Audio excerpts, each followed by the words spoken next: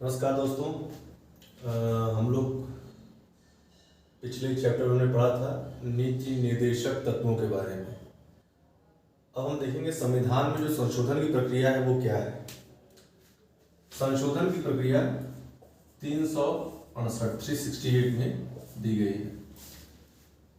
कोई भी जो परिसंघ होता है, परिसंघ मतलब कि जहाँ एक केंद्र सरकार होती है, सेंट्रल गवर्नमेंट, और बाकी स्टेट गवर्नमेंट्स होती है, जिसमें जो स्टेट गवर्नमेंट होती है उनके पास भी अपनी कुछ शक्तियां होती हैं, कुछ पावर होते हैं, और जो सेंट्रल गवर्नमेंट होती है, केंद्र सरकार, उसके पास भी अपनी कुछ शक्तियां होती हैं। अब परिसंघ कैसा है, लोचशील है या कठोर है, ये इस पे डिपेंड करता है कि किसके पास कितनी शक्तियां हैं। अगर केंद्र सरकार के पास शक्तियां बहुत ज़्यादा हैं और राज्य सरकारों के पास शक्तियां बहुत कम हैं, तो आप कहेंगे कि जो सिस्टम है परिसंघ का या संघ का वो सेंट्रलाइज्ड है।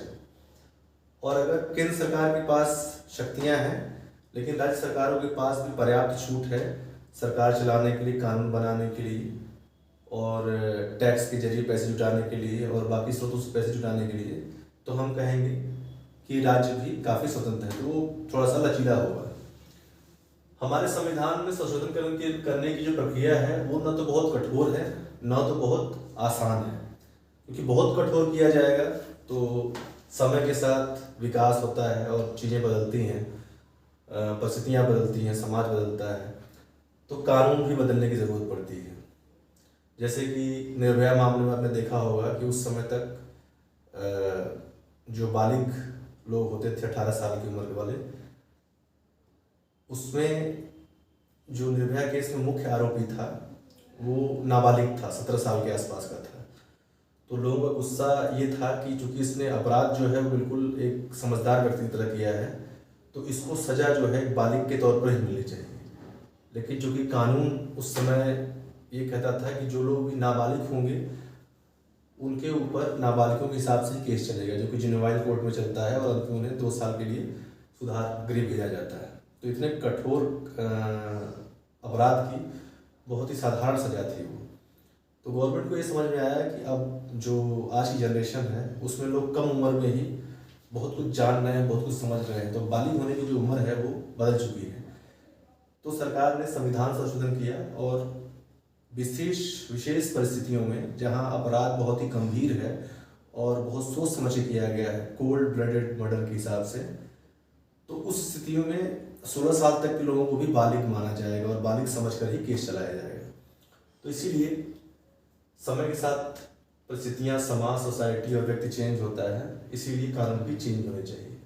तो इसीलिए 368 में जो व्यवस्था दी गई है वो न तो बहुत कठोर है और न ही बहुत ही आसान है। आसान में ये समस्या है कि बहुत जल्दी जल्दी संविधान संशोधन होगा और पूरा स्ट्रक्चर खराब हो जाएगा। जब भीमराव अम्बेडकर ने संविधान संशोधन का विधेयक पेश किया था सदन में, तो उन्होंने कहा था कि इसके संविधान में संशोधन करने के लिए दोनों सदनों का, संसद के दोनों सदनों का, लोकसभा और राज्यसभा का 2/3 बहुमत ही पर्याप्त है। और अगर आप संशोधन करने के लिए 2/3 बहुमत भी नहीं जुटा पा रहे हैं तो इसका मतलब है कि देश की जनता आपके साथ नहीं है। तो संविधान संशोधन की प्रक्रिया दी गई है 368 में। कुछ ऐसे संशोधन हैं जिनको संसद साधारण बहुमत से कर सकती है, साधारण मेजॉरिटी से, तो उससे संविधान का संशोधन नहीं माना जाएगा। 368 के तहत जो संशोधन किए जाते हैं उसमें 2 तरह के होते हैं, एक विशेष बहुमत वाला और दूसरा विशेष बहुमत के साथ साथ कम से कम आधे राज्यों के विधानमंडल का समर्थन चाहिए होता है। तो विशेष बहुमत में जब भी संविधान में संशोधन करना होता है तो किसी भी सदन में, चाहे वो लोकसभा हो चाहे वो राज्यसभा हो, लोकसभा या राज्यसभा किसी में भी प्रस्ताव संशोधन का लाया जा सकता है। किसी भी व्यक्ति द्वारा संविधान संशोधन का प्रस्ताव लाया जा सकता है, चाहे वो लोकसभा में हो चाहे राज्यसभा में, संसद के दोनों सदनों में से किसी भी एक सदन में लाया जा सकता है।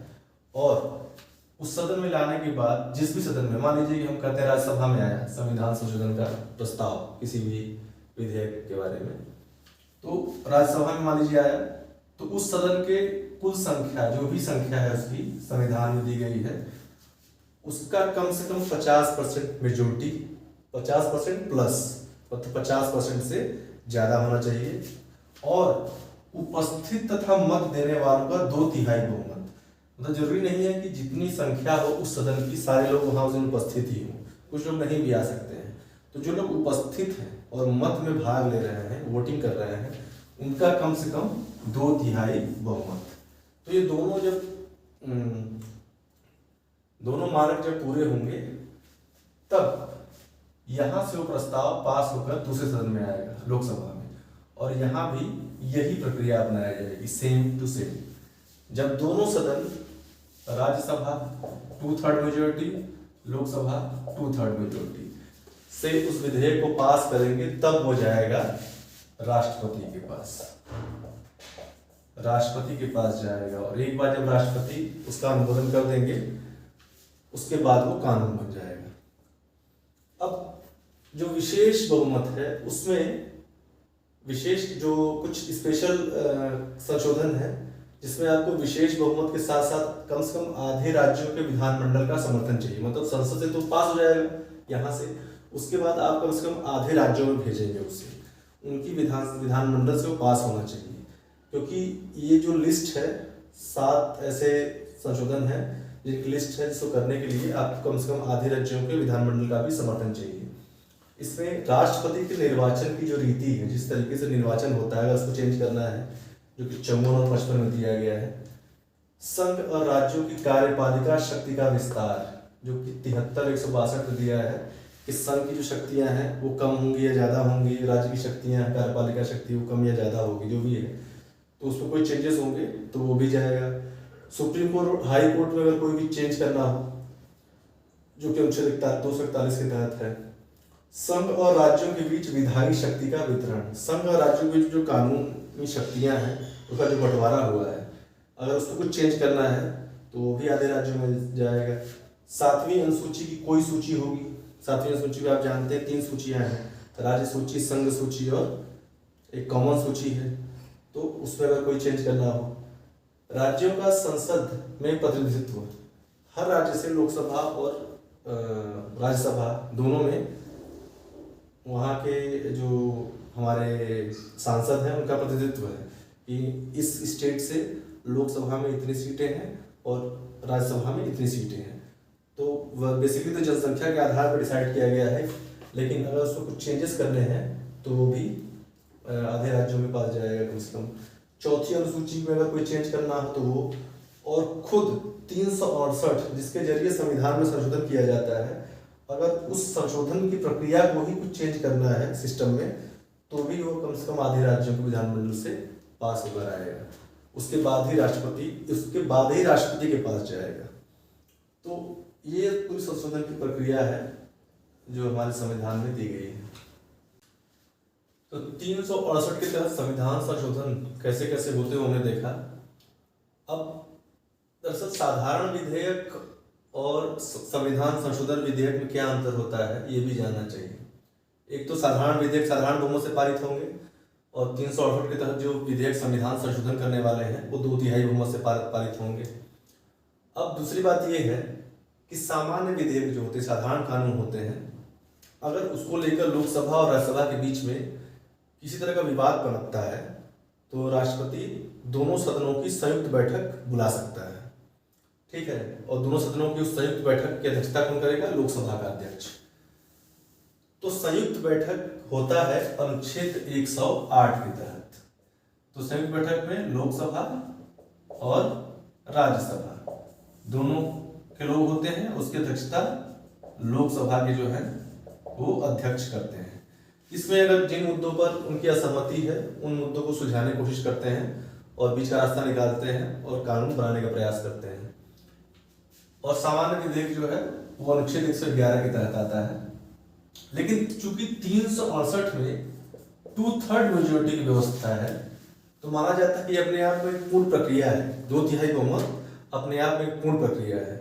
इसलिए 368 के तहत जो संविधान संशोधन विधेयक है अगर वो पारित नहीं होता है किसी सदन से तो उसमें संयुक्त बैठक नहीं बुलाई जा सकती है। तो 368 के तहत संयुक्त बैठक नहीं होती है। संयुक्त बैठक केवल साधारण विधेयक के तहत ही होती है।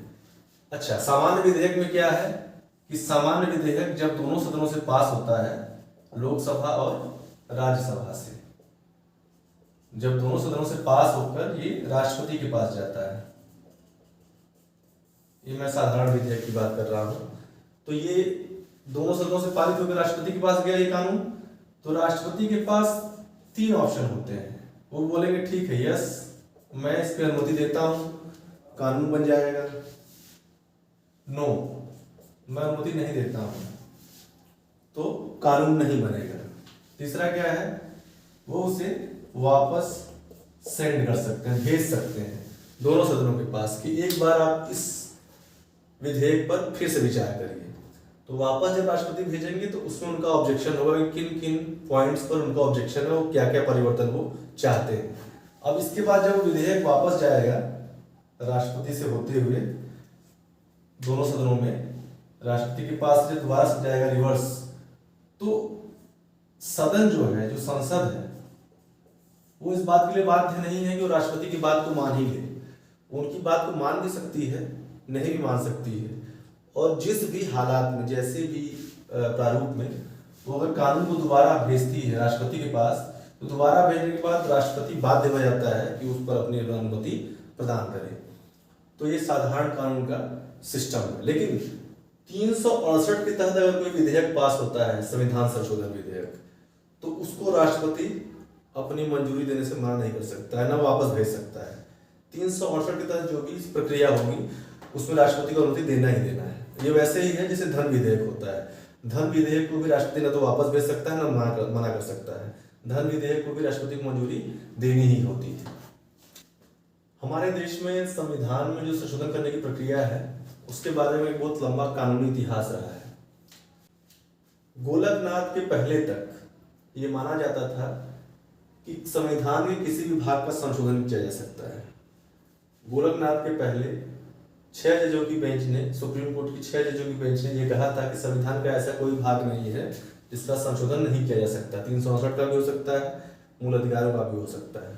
लेकिन उसके बाद गोलकनाथ वाद में 11 जजों की बेंच बैठी थी, 11 जज बैठे थे। तो इन्होंने, चूंकि ये बेंच इससे बड़ी थी, तो इन्होंने गोलकनाथ वाद में सुप्रीम कोर्ट ने कहा कि चूंकि हमारे संविधान में जो मूल अधिकार है, मूल अधिकार और 368 भी, ये सारे इस संविधान की एक तरह से आत्मा है, और इसीलिए इनका संशोधन नहीं हो सकता है। तो इस तरह से इन्होंने संसद की जो पावर है संशोधन करने की, उस पर कुछ प्रतिबंध लगा दिए थे। बाद में संविधान में 24वां संशोधन हुआ था 1971 में, इंदिरा गांधी ने ही किया था। इंदिरा गांधी ने ये संशोधन किया था कि कोई भी जो कानून है उसको, जिसको संसद पारित करेगी, तो उसको कोई भी न्यायालय जो है ये नहीं कहेगा कि ये मान्य नहीं है, या उस पर कोई प्रतिबंध नहीं होगा। संसद की संशोधन करने की शक्ति पर कोई प्रतिबंध नहीं होगा, और संसद की संशोधन की हुई किसी कानून को सुप्रीम कोर्ट या हाई कोर्ट में कोई चुनौती नहीं दी जा सकती है। इस तरह के प्रावधान आए थे। बाद में एक नई बेंच बैठी थी, केशवानंद भारती, केशवानंद भारती। तो केशवानंद भारती वाद में 13 जजों की बेंच बैठी थी। केशवानंद भारती बनाम केरल राज्य था। तो इसमें यह हुआ कि सुप्रीम कोर्ट ने माना कि संसद को शक्ति है संविधान में संशोधन करने की, और लेकिन वो मूल अधिकार में भी संशोधन कर सकती है, 368 की जो प्रक्रिया है उसमें भी संशोधन कर सकती है। लेकिन उसका यह मानना था कि संविधान के कुछ आधारिक लक्षण है, बेसिक स्ट्रक्चर है, मूलभूत ढांचा जो है संविधान का, उसमें परिवर्तन नहीं कर सकती है संसद। तो इन्होंने केशवानंद भारतीवाद में कहा कि इन्होंने इसमें आधारिक लक्षण का सिद्धांत दिया जाए। आधारिक लक्षण, संविधान का आधारिक लक्षण, इसमें इन्होंने कहा कि जो संविधान के कुछ बेसिक स्ट्रक्चर है, जैसे कि संसदीय सरकार, न्यायिक पुनरावलोकन, भारत की अखंडता और अखंडता और प्रभुता, और लोकतंत्र, पंथ निरपेक्ष, ये सारी चीज़ों को, मूल अधिकार और संसदीय संतुलन, ये सारी जो हमारे जुडिशरी का और कार्यपालिका, विधायिका और न्यायपालिका का पृथक्करण है दूसरे से, वो इसकी लिस्ट बहुत लंबी है। तो इन्होंने कहा कि ये सारे संविधान के आधारित लक्षण है और संसद जो है इनमें परिवर्तन नहीं कर सकती है। तो आधारित लक्षण का सिद्धांत देकर एक तरह से इन्होंने संसद ने न्यायपालिका ने अपनी स्थिति मजबूत कर ली। क्योंकि एक बार ऐसा हुआ था कि 25वां संशोधन हुआ था, 25वां संशोधन। तो 25वें संशोधन में इंदिरा गांधी ने ये करवाया था कि न्यायपालिका को संसद की जो संविधान संशोधन या विधि पारित करने की शक्ति है, उसका न्यायिक पुनरावलोकन करने की शक्ति नहीं है। तो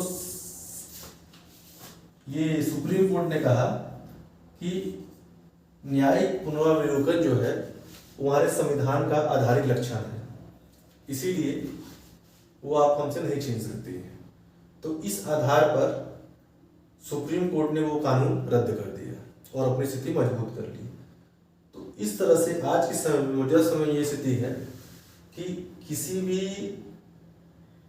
भाग का संशोधन तो हो सकता है संसद द्वारा, लेकिन उस चीज को, उस प्रक्रिया को आप सुप्रीम कोर्ट में या हाई कोर्ट में चुनौती दे सकते हैं और सुप्रीम कोर्ट सुनवाई करेगा। और अगर उसे लगेगा कि ये कानून जो है वो आधारित लक्षण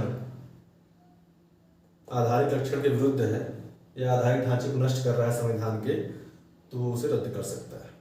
तो ये संविधान संशोधन द्वारा की गई पूरी प्रक्रिया है।